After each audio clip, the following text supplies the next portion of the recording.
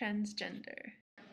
An all-encompassing or umbrella term for people whose anatomies and/or appearances do not conform to predominant gender roles.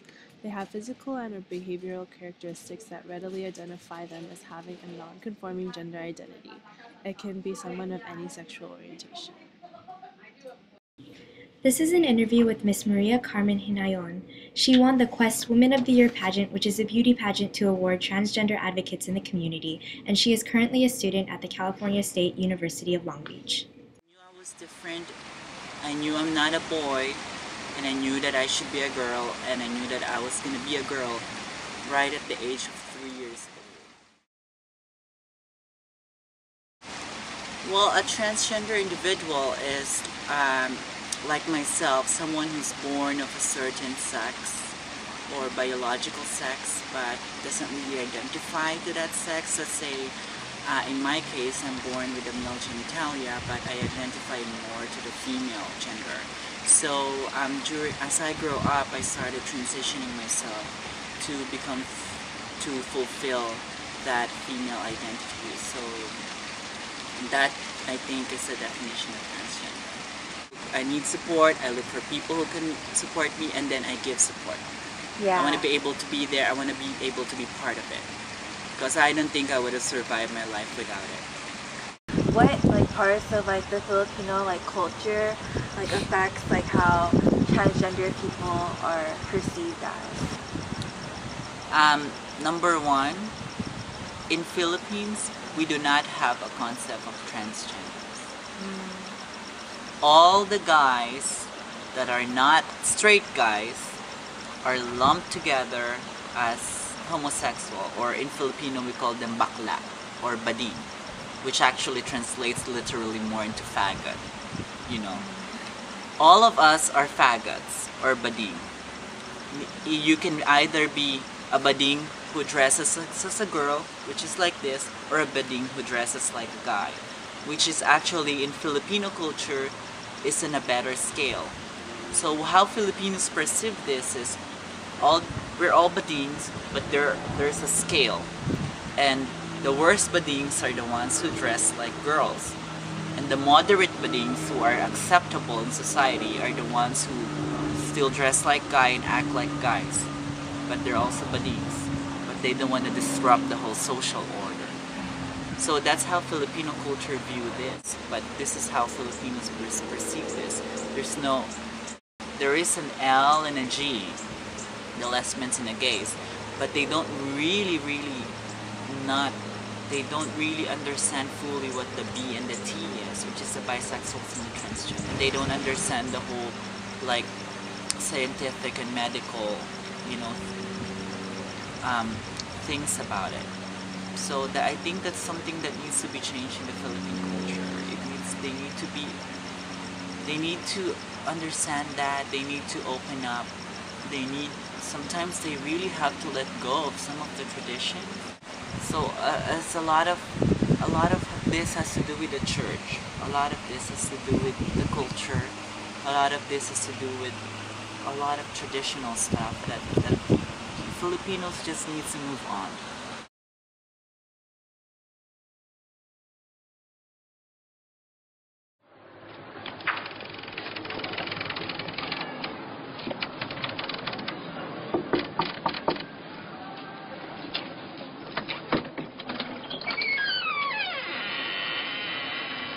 Ay. Tibong? Ay. Ano nangyari sa'yo? Bakit ganyan ang itsura mo? Diyos ko! Sino yan? Ay. Sino ka? Si Yvonne po. Anak niyo po. Gago! Ayun ang ginawa mo sa Maynila! Ha? Imunyo ka! Ha? Ha?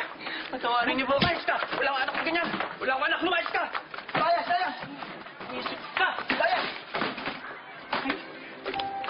Ay. Patawarin niyo ako. Patawad po. Ay.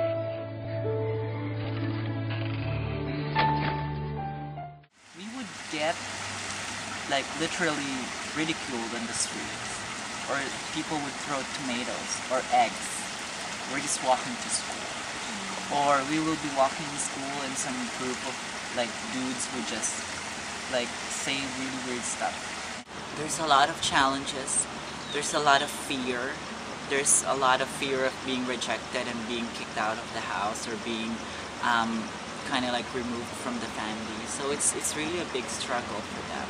But as I said earlier, all of us kind of like drew our strength just being together and finding that support, from finding that group of people who will be there to support.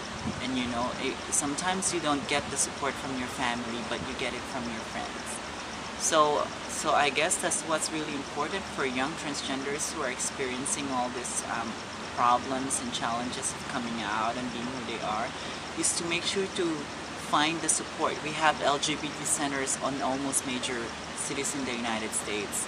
If you're in school, there should be some form of an LGBT support group or LGBT center, or you know, you could go to the school counselor and ask for help, and they can help you find support.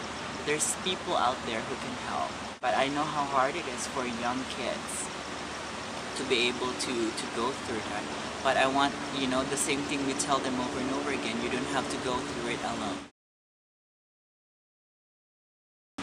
There's people out there, there's services, there's groups that can help, and they just have to not feel ashamed and guilty of who they are, because first of all, a lot of people think that it is a choice for us to be a transgender. It's definitely not a choice. Why would I choose to be like this and submit myself to all the bullying, the harassment, the discrimination? I could just live as a normal person that society perceives, and I will just live a happy life, right? I could easily get the job. I could easily go to school without fear of being actually attacked, let's say in a bathroom or in a public. Or I could just walk on the street without people like calling me names. And that, I guess that's one thing very important for people to know, especially young transgenders. So they remove that shame and guilt and embarrassment for themselves and just be proud of who they are, because there's nothing wrong with that. They could live a perfectly normal life. You know, spread awareness to their friends and their families and their classmates, and talk about transgenders and talk about, you know, who they are, because a lot of people have a different view or different stereotype of transgenders. We are just regular human beings. Some of us are lawyers, doctors. We have transgender judges. We have, you know, transgender politicians. In other countries, there was a transgender prime minister. I'm a transgender student. We're everywhere. We're just like regular people, and it's not usually the stuff that you see in TV. In Filipino, it's easy because we don't have genders in our language. It's not like French that we have different sets of words for female and male, right? Like feminine words. And in Filipino, we don't have gender language, so it's easy for us. But for a lot of people, it's hard. But we have to actually try to use neutral language. Instead of like saying, let's say, do you have a girlfriend or do you have a boyfriend? You could just say, oh, are you in a relationship? Or are you dating someone? Or how's your partner? How's your loved one? You know, try to kind of like adopt that. And sometimes it's uncomfortable. Sometimes it sounds weird. But as soon as you go through it and you just do it all the time, it's gonna come out naturally. And people would actually realize that that's actually good. Like, open their minds, and also to encourage them to be allies to transgenders. And there's a lot of things they can do. So never gender profile, don't out people if they don't want to be out. They have to do it themselves. So I guess those are a lot of things, a lot of points that they could understand. But the main point is never assume, and you just have to respect the person, what they're trying to present to you, the gender identity that that person is trying to present to you. Last message for people who will be seeing this video would be to think of transgenders as human beings. Because sometimes I feel like just when they hear the word transgenders, it's either they're they don't like it, or sometimes they hate it, they don't want to be around it or be part of it, or they're like, ooh, that's cool, I have friends, or they feel like there's something special with them because they know some transgenders.